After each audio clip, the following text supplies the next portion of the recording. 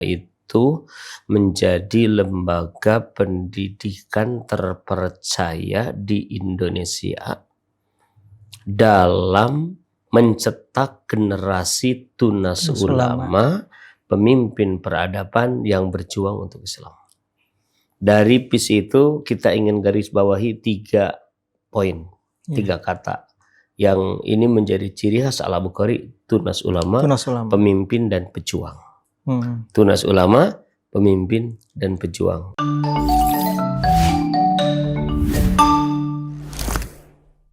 Assalamualaikum warahmatullahi wabarakatuh. Bismillahirrahmanirrahim. Salatu wassalamu ala rasulillah wa ala alihi washabbihi wa mawala. Asyhadu an la ilaha illallah wa la syarikalah. Asyhadu anna Muhammadan abduhu wa rasuluh la nabiyya ba'da. Alhamdulillahirabbil alamin.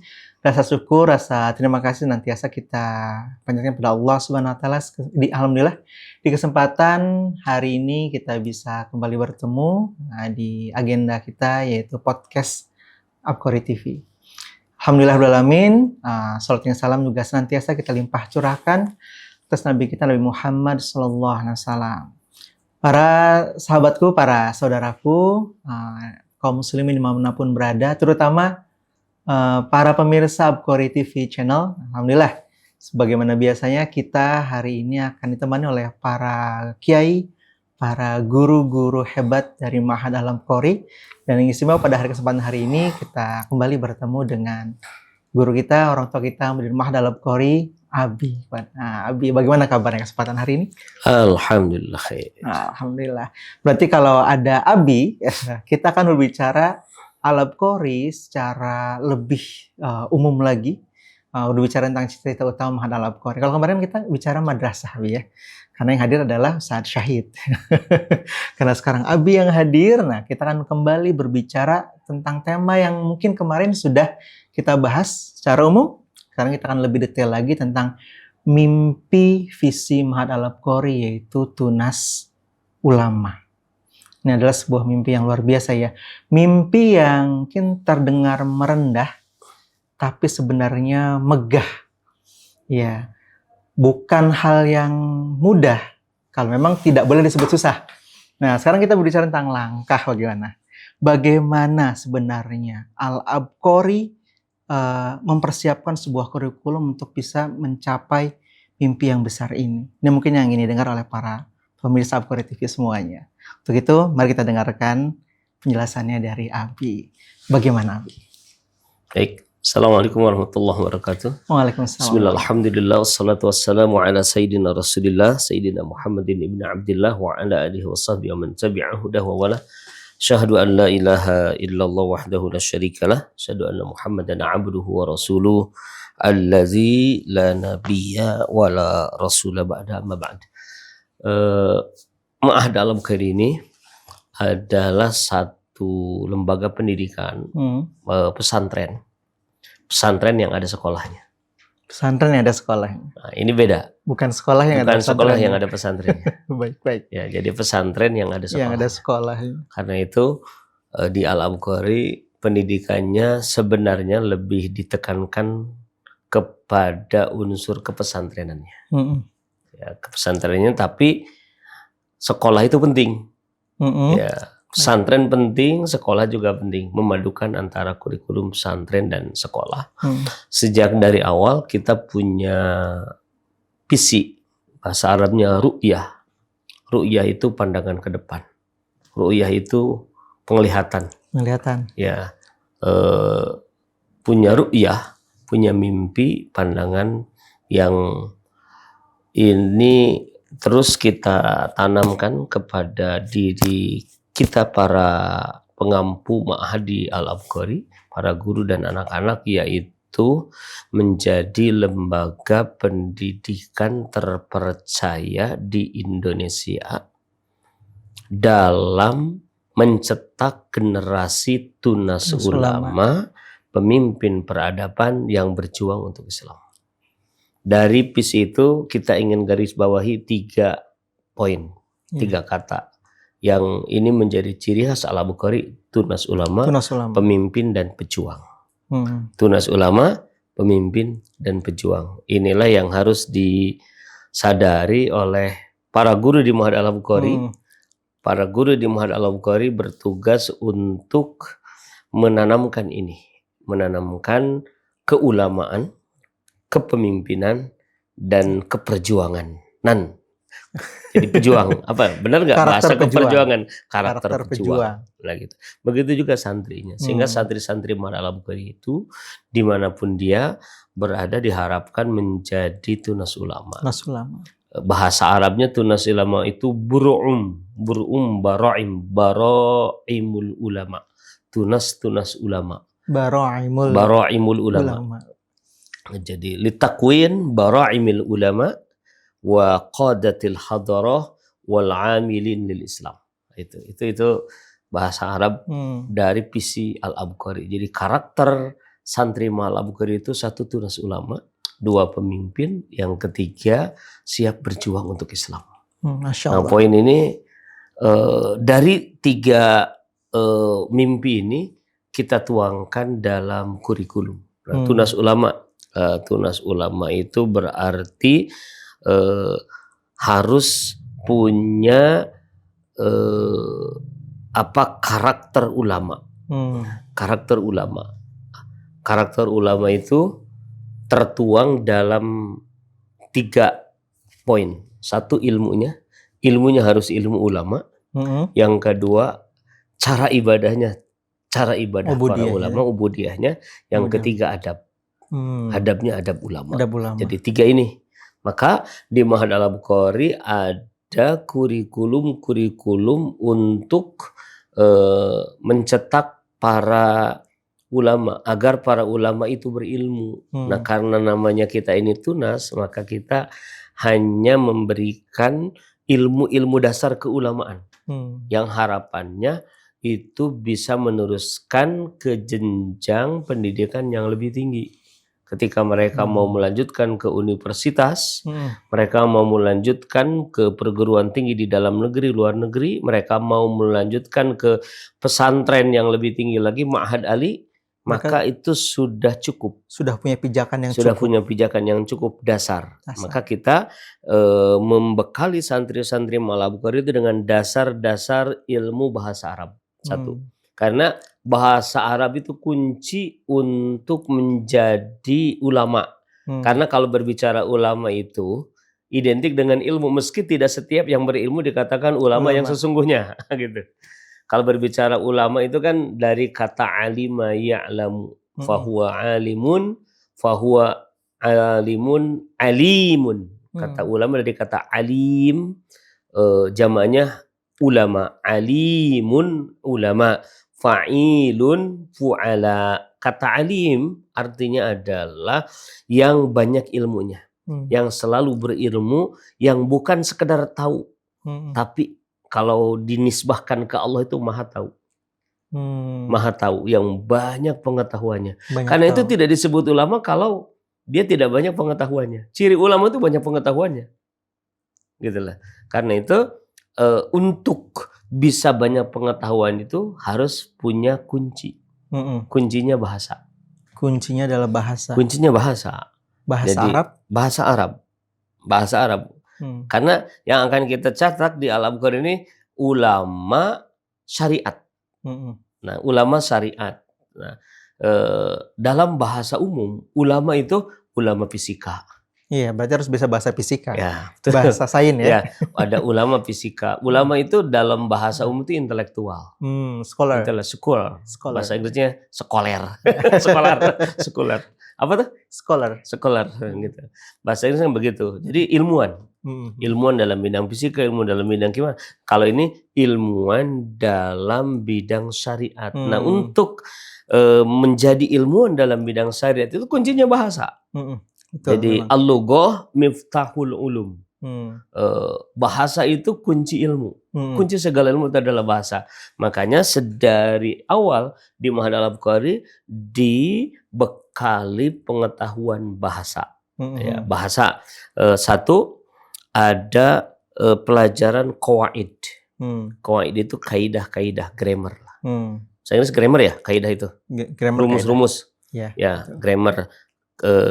Qawaid. Nah, ini ada pelajaran nahwu, ada pelajaran sorob. Hmm. Pelajaran nahwu, pelajaran sorob dipelajari dari kelas 7 sampai dengan kelas 12 nahwu dan sorob ini.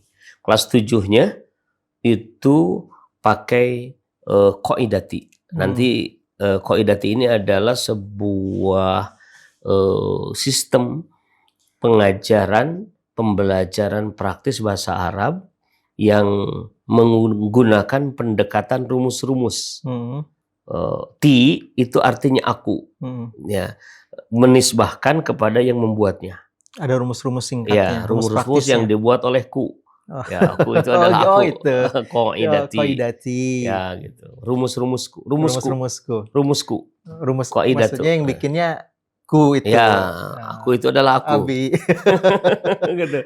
Rumusku. Itu qaidati. Jadi di dalam qaidati itu ada dasar ilmu nahwu, dasar ilmu sorob. Nanti insya Allah kita akan ada sesi khusus. Ada sesi khusus ya, explore tentang qaidati. Nah, berarti ini pemirsa juga harus nanti kita akan ada explore khusus tentang qaidati seperti apa. Ya. Tapi hari ini kita masih bicara tentang kurikulum Tunas Ulama secara umum. Ya. Ini boleh juga dipelajari oleh umum, para orang tua jika mau belajar qaidati boleh. Nah gitu. Yang mau daftar nanti ada bonus belajar kelas qaidati. Wah, ini langsung diumumkan ya untuk yang daftar Al-Abqori ke PSB Al-Abqori nanti ini ada tahun ini ya.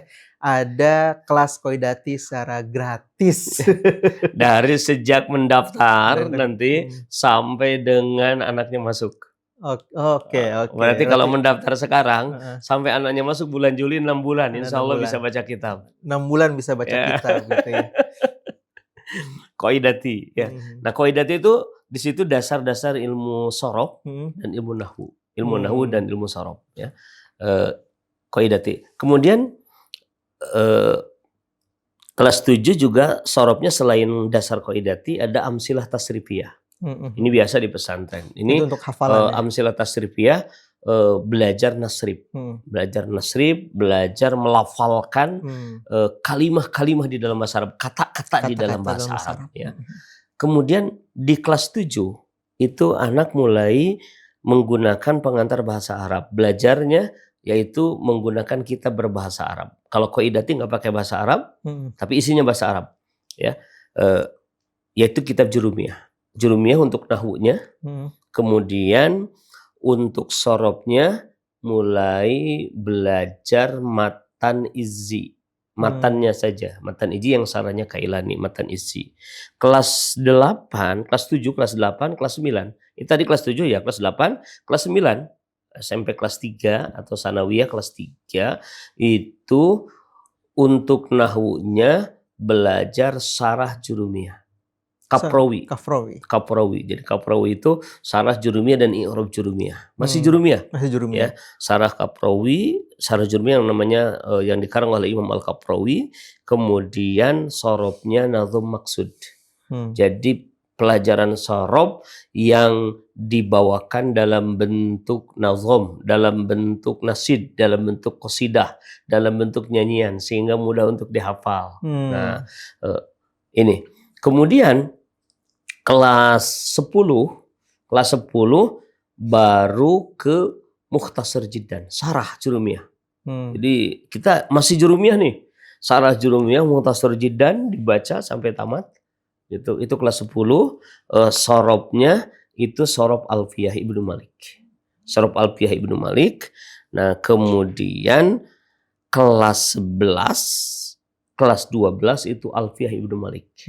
Alfiyah Ibnu Malik. Dan harapannya mereka bisa tamat Alfiyah Ibnu Malik di kelas 12. Nah, untuk periode tahun ini alhamdulillah ada anak Al-Abqori kelas 11, padahal dia baru belajar Alfiyah. Dia sudah hafal Alfiyah. Jadi baru belajar 1 semester. Nah, dia semester kemarin sebelum tamat semester ini itu sudah hafal Alfiyah dan sudah ditasmi. Alhamdulillah mungkin begitu. Jadi harapannya seperti itu. Alfiyah Ibnu Malik itu 1000 bait. Kalau orang sudah mengkaji Alfiyah Ibnu Malik itu, kalau dulu guyonan di pesantren Abi dulu itu sah menjadi MA, minantu ajengan. Minantu kiai. Jadi jangan berharap mau menjadi minantu kiai kalau nggak bisa, nggak hafal Alfiyah Ibnu Malik. Kalau nggak bisa dites Alfiyah Ibnu Malik. Nah, gitu. Jadi kalau belajar Alfiyah Ibnu Malik itu keren. Ya, keren bagi para santri itu. Jadi nggak disebut santri kalau belum hafal Alfiyah Ibnu Malik. Nah, jadi standar. Nggak disebut ustadz, nggak disebut kiai kalau tidak hafal Alfiyah Ibnu Malik. Wah, ini gitu. Jadi kalau guru itu ada sertifikasinya, ini sertifikasi ajengan ya. Betul, gitu. Menantu ajengan. Alfiyah Ibnu Malik. Itu dalam bidang bahasa Arab terkait dengan qawaid. Nah, mulai kelas 10, 11, 12 itu belajar balaghah. Belajar balaghah, ada ilmu kelas 10 itu belajar ilmu bayan. Kelas 11 belajar ilmu ma'ani, kelas 12 belajar ilmu badi', ilmu badi'. Nah, nanti apa itu ya mondok aja. Kalau di sini bukan saatnya untuk menjelaskan. Ini terkait dengan ilmu gaya bahasa Arab. Gaya bahasa dalam bahasa Arab, memperindah ungkapan dan rahasia di balik ungkapan. Kenapa Allah itu mengatakan ihdinas siratal mustaqim, tidak ihdina al-islam, ihdina ad-dina as-sahih atau ad-dina al-haqq atau ihdinal islam, tapi ihdinas siratal mustaqim. Bahasa Islam dibahasakan dengan siratal mustaqim, ada tujuannya. Nah gitu loh. Kenapa Allah mengatakan wa ulaika hum al-muflihun. Nah itu ulaika mubtada, al-muflihun khobar, antara mubtada dan khobar difasal dengan dhamir fasal hum, itu tujuannya apa? Nah ini bisa diketahui kalau kita belajar ilmu ma'ani. Ilmu ma'ani, ilmu tentang makna-makna. Makna-makna susunan, makna kenapa mubtada itu ma'rifat, kenapa khobar itu nakirah. Kenapa diawalkan, kenapa diakhirkan? Kenapa iya kan budu, tidak nak buduka? Itu ilmu ma'ani. Itu bocorannya. Wah, berat ini. Gitu. Itu udah di atas ilmu nahwu dan sorob. Ini udah masuknya ke morfologi, fonologi. Ya, betul. Itu untuk apa? Untuk nanti menjadi dasar memahami Al-Quran. Karena Al-Quran itu sangat balaghah. Ilmu yang Al-Quran itu satu ungkapan, perkataan, kumpulan ungkapan, perkataan yang di luar perkataan manusia, lebih hebat jauh. Tidak ada yang bisa membandinginnya. Nah, tidak akan bisa mengetahui keindahan Al-Quran kalau tidak tahu ilmu balaghah. Kalau tidak tahu ilmu balaghah. Nah, di Al-Bukhari dipelajari ilmu balaghah. Kemudian juga kita mulai tahun ini Anda belajar ilmu mantik. Itu di kelas berapa? Ilmu mantik itu kelas 11, kelas 12. Tapi sifatnya daurah saja, pengenalan ilmu mantik, dasar ilmu mantik. Jadi kita menggunakan nanti kitab Sulam Munawwarah. Nah, kemarin anak-anak kelas 12 itu sudah belajar ilmu mantik, baru sampai pada pembahasan tentang tasawurat. Jadi pembahasan ilmu mantik hanya 2, tasawurat dan tasdiqat. Nah, nanti seperti apa ya, pokoknya begitu. Ini mantik ini penting juga, ilmu logika. Mantik itu ilmu logika, bagaimana berlogika. Kemudian juga ada pembelajaran bahasa Arab yang lebih menekankan kepada praktek bahasa. Praktek bahasa. Di kita ada pelajaran Arabiyah linnasiin. Jilid 1, jilid 2, jilid 3, jilid 4, jilid 5, jilid 6. Kelas 7 jilid 1, kelas 8 jilid 2, kelas 9 jilid 3, nah sampai kelas 12 jilid 6. Itu praktek bahasa untuk listening, speaking semuanya. Betul. Ada di situ ada menulis. Ya, menulis itu writing. Tapi kalau ngomong bahasa Inggris agak pede. Karena di depan master bahasa Inggris. Menulis, ada speaking juga, kemudian ada menulis ya, mendengar, istima juga. Kemudian di situ ada beberapa kaidah juga dikit-dikit gitu. Itu Arabiyah linnasiin, kita menggunakannya itu. Selain itu juga anak-anak di Ma'had Al-Bukhari diajarkan untuk berbahasa Arab aktif sehari-hari. Jadi hari bahasa Arab itu 5 hari. Hari bahasa Inggris 2 hari. 2 hari aja. Bahasa Inggris gak boleh lebih hebat dari bahasa Arab. Nah, gitu. Karena bahasa Arab lebih tinggi. Nah, gitu, bahasa Al-Quran. Bahasa Inggris itu hanya uslub saja. Betul. Nah, itu terkait dengan bahasa. Itu baru bahasa. Baru bahasa. Wah, ini sudah berapa menit ya? Insya Allah. Nah, Kemudian setelah itu anak-anak juga akan diajari di Ma'had Al-Bukhari ada pelajaran akidah. Pelajaran akidah kelas 1 itu mengenal Allah, ma'rifatullah. Ma'rifatullah dengan mengenal sifat-sifat Allah. Nah, untuk kurikulum baru nanti tahun 2025 ya insya Allah itu mengenal Allah dengan mengenal Asmaul Husna. Nah, Asmaul Husna, kemudian juga ada setelah itu belajar Aqidatul Awam. Jadi semester pertama Asmaul Husna, semester kedua Aqidatul Awam. Kemudian kelas 8 baru belajar Kharidatul Bahiyah. Ya, kelas 9 sebelumnya itu belajar kitab Allah Al-Fathu Al-Mubin. Ya.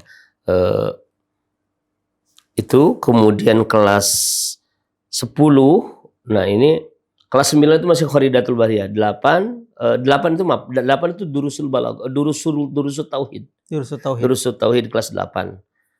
Kelas 9 itu Kharidatul Bahiyah. Ya. Kemungkinan nanti kita akan bisa kelas 9 Kharidatul Bahiyah, nanti ada satu kitab yang namanya Jawahirul Kalamiyah, ini juga akan dipelajari di Ma'had Al-Bukhari tentang ilmu tauhid. Kelas 9 membahas tentang al-firaq. Membahas tentang firqah-firqah. Itu di akidah pelajarannya. Akidah, karena firqah-firqah itu muncul sebagai muncul karena perbedaan dalam masalah akidah. Perbedaan pandangan. Perbedaan pandangan dalam masalah akidah. Perbedaan contoh misalkan tentang orang pelaku dosa besar. Pelaku dosa besar itu masuk surga, bisa masuk surga atau masuk neraka. Nah gitu. Di mana pelaku dosa besar itu? Ahlus Sunnah wal Jamaah mengatakan pelaku dosa besar itu bisa masuk surga kalau tobat. Kalau Mu'tazilah mengatakan pelaku dosa besar itu di manjilah bainal manjilatain, tidak di surga dan tidak di neraka. Ada satu tempat yang namanya tempat antara surga dan neraka. Kemudian kayak lagu ya gitu. Kemudian neraka. Kalau menurut Khawarij pelaku dosa besar itu kafir, masuk neraka. Nah gitu. Jadi ini contoh dalam masalah akidah, perbedaan. Nah itu ada firaq, disitulah belajar tentang Ahlus Sunnah, ada Mu'tazilah, ada Qadariyah, ada Jabariyah, ada Asy'ariyah, ada Ma'turidiyah. Nah itu. Kalau tujuan pembelajaran Al-Bukhari mengajarkan akidah, supaya tahu wawasan dahulu seperti apa, supaya terjadi perbedaan. Oh itu dulu begini. Itu dulu seperti hanya itu. Sekedar wawasan supaya mengetahui juga. Karena ini juga nanti dipelajari di kampus-kampus. Kemudian kelas 12 itu baru kritik. Kritik kita ambil dari kitab karya Syekh Taqiyuddin An-Nabhani, kritik terhadap ilmu kalam. Nah, kritik terhadap ilmu kalam itu tauhid. Nah, pelajaran ilmu tauhid itu sampai kelas 12. Kemudian pelajaran fikih di Ma'had Al-Bukhari kelas 7, selain praktek ibadah, kelas 7 itu praktek ibadah, ibadah salat dan pendahuluan salat, toharoh dan salat. Kemudian kitab fikihnya kita pakai mazhab Syafi'i, Safinatun Najah. Kemudian kelas 8 itu matan Abu Suja, matannya. Kelas 9 sudah belajar kitab sarah dari matan Abi Suja, yaitu Fathul Qorib Al-Mujib. Fathul Qorib Al-Mujib ini dipelajari sedikit-sedikit ini sampai nanti kelas 12. Sampai 12. Ya. Cukup satu kitab itu saja karena panjang. Nah, kenapa kita begitu? Karena pelajaran di Ma'had Al-Bukhari banyak. Nah, gitu. Ya. Itu. Selain itu nanti ada pelajaran-pelajaran fikih sarogan. Ya. Kemudian untuk itu pelajaran fikihnya, akidahnya fikih sudah. Kemudian nanti ada tafsir. Al-Quran dan tafsir. Kelas 7 itu belajar tahsin, belajar Tuhfatul Atfal tentang ilmu tajwid, kemudian tahsinnya pakai metode tersendiri diterapkan di Al-Bukhari. Kemudian nanti ada pelajaran mulai mengenal mufradat Al-Quran, terjemah Al-Quran. Kemudian ada pelajaran mulai belajar tafsir singkat di kelas 9 sampai kemudian kelas 10, 11, 12 itu belajar tafsir. Nah, belajar kelas 10, 11, 12 belajar tafsir Jalalain. Tafsir Jalalain. Juz berapa saja itu? Ada juz-juz tertentu, tidak semuanya memang. Ada surat-surat pilihan, tapi dari tafsir Jalalain. Kemudian itu Al-Quran dan tafsir. Ada hadis. Jadi banyak ini. Banyak. Ya, Belum bisa bahasa Inggris ini ya. ya betul. Nanti kita belajar sakopanya dulu, nanti bahasa Inggris di sini ya yang jadi narasumbernya guru bahasa Inggris nanti. Nah, yang jadi host nanti jadi narasumber tentang bahasa Inggris di Ma'had Al-Abqari. Kemudian setelah itu di kita ada juga pelajaran Tadi hadis. hadis kan tadi. Pelajaran hadis. Pelajaran hadis itu dimulai dari kelas 7 belajar hadis arba'in. Kemudian ada pelajar ini yang masuk di kelas ya. Dia masuk di kelas, ini kurikulum madrasah hadis arba'in kelas 7, kelas 8 itu adalah arbaun Qur'aniyah, kelas 9 itu arbaun ta'limiyah, kelas 10 itu arbaun tahfiziyah, kelas 11 12 itu riyadus shalihin. Sampai riyadus shalihin saja kita termasuk dalam kategori rendah kalau belajar hadis sampai itu gitu. Kelas pemula. Kemudian ilmu hadisnya yang dipelajari di Ma'had Al-Abqari dimulai dari kelas 10 ya, yaitu Manzumah Baikuniyah, ini ilmu mustalahat al-hadis. Kemudian kelas 11, kelas 12 belajar Taisir ilmi hadis, ya Taisir Mahmud Tohan yang dikenal lah. Kalau belajar ilmu hadis pasti mengenal itu Taisir Mahmud Tohan. Jadi kita belajar ilmu hadis juga. Kemudian kelas belajar juga kitab usul fikih. Kita belajar usul fikih. Jadi ada fikih, ada usul fikih. Nah, betul. Kelas usul fikih itu kita belajar mulai kelas 10. Kelas 10 belajar warokot sebagai dasar mustalahat. Kemudian kelas 11, kelas 12 untuk tahun ini kita belajar menggunakan kitab Al-Muyassar usul fikih karangan Kiai Haji Rohmat Eslabib. Nah gitu. Jadi ini kita baru yang pertama di Indonesia menggunakan kitab usul fikih karya ulama Indonesia. Nah gitu. Ulama Indonesia kebetulan putra beliau di sini. Putri. Ya putri beliau di sini ya. Ada 3 dengan yang sekarang yang ada di sini itu. Alhamdulillah. Nah kita sudah ada pelatihan dengan beliau, ada pembahasan terkait dengan usul fikih dengan para guru, dan kemudian kita mendapatkan izin untuk mengajarkan itu di kelas 11 dan kelas 12. Itu usul fikih. Apalagi? Tarikh. Tarikh itu kita belajar untuk tingkat SMP kita belajar Khulasah Nurul Yakin. Ya, kelas 1, kelas 2, kelas 3 ada jilid 1, jilid 2, jilid 3. Kemudian untuk SMA, untuk aliyah itu kita belajar tarikh peradaban Islam. Jadi tarikh Bani Umayyah, tarikh Bani Abbasiyah, tarikh Bani Utsmaniyah. Jadi tiga khilafah itu. Nah, yang belum ada itu nanti ke depan seperti apa. Nah, harusnya ada tarikh bagaimana perjuangan kaum muslimin di Indonesia juga. Itu nanti kita selip-selipkan begitu. Itu terkait dengan syurah dan tarikh. Kurikulumnya sangat padat sekali. Padat. Gitu. Kemudian ada tahfidz jelas. Ada tahfidz. Ada tahfidz ya, tahfidz Al-Quran. Targetnya anak-anak ini 6 tahun itu hafal Al-Quran. Jadi mereka hafal Al-Quran. Kemudian di kita ini juga ada hifdzul mutun. Matan-matan tertentu harus dihafal. Ulama itu ilmunya bukan di tulisan, bukan di HP, di laptop. Laptopnya hang, laptopnya kena virus, laptopnya habis baterainya, ilmunya habis. Nah, ilmunya hilang. Bukan begitu. Para ulama itu ilmunya di sini. Al ilmu itu adalah fis sudur la fis sutur. Ilmu itu di dada, di benak, dalam otak, ya, bukan di dalam catatan. Gitu. Masya Allah sekali. Ya. Ini luar biasa sekali Abi ya. Sebenarnya kita mungkin ingin lebih lanjut lagi mendengar tentang target-target dari masing-masing mata pelajaran tersebut, tapi ternyata kita dibatasi oleh waktu. Insya Allah kita akan bedah lebih jauh lagi ya, Bi ya. Di kesempatan podcast selanjutnya nanti ada pelajaran tentang qaidati, seperti apa targetnya, hadis seperti apa. Tadi menarik juga tentang fikih bagaimana dibahas. Ada fikih bukan cuma tentang fikih ubudi ya, tapi juga fikih tentang firqah. Seperti itu. Mungkin pemirsa juga penasaran, terutama yang ingin menyekolahkan anaknya di Ma'had Al-Abqari. Sabar dulu, semuanya nanti akan dibahas di podcast Al-Abqarian. Baik Abi, karena kita dibatasi oleh waktu. Terima Sudah kasih. habis? Sudah habis. Dari tadi sebenarnya. Wah, iya, Rob. Masya Allah, ini sekali. Luar biasa sekali. Terima kasih untuk kehadiran Abi kesempatan hari ini. Kita ingin lagi bertemu Abi, mendapat jelasan dari Abi tentang kurikulum Al-Qori di kesempatan podcast selanjutnya. Iya. Nah, kepada para pemirsa, selalu stay tune. Ini sebenarnya belum selesai. Belum? Oh iya, belum. Ya, enggak. Ya, belum selesai karena ada pelajaran-pelajaran, enggak apa-apa, dikit.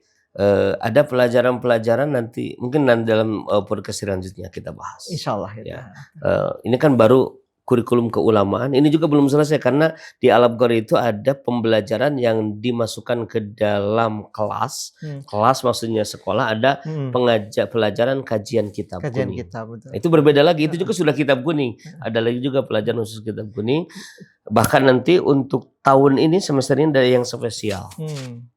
Seperti apa yang spesial? Nanti akan dibahas. Baik. Ya, terima kasih Abi. Para pemirsa Al-Qori TV, sampai jumpa lagi di podcast kami selanjutnya. Kita tutup dengan doa kafaratul majlis. Subhanakallahumma wa bihamdika asyhadu an la ilaha illa anta astaghfiruka wa atubu ilaik. Saya Ditya Mendra, mohon maaf bila ada kesalahan dan khilafan kata. Bertemu lagi nanti dalam agenda podcast Keabqorian Ma'had Al-Qori. Assalamualaikum warahmatullahi wabarakatuh. Assalamualaikum warahmatullahi wabarakatuh.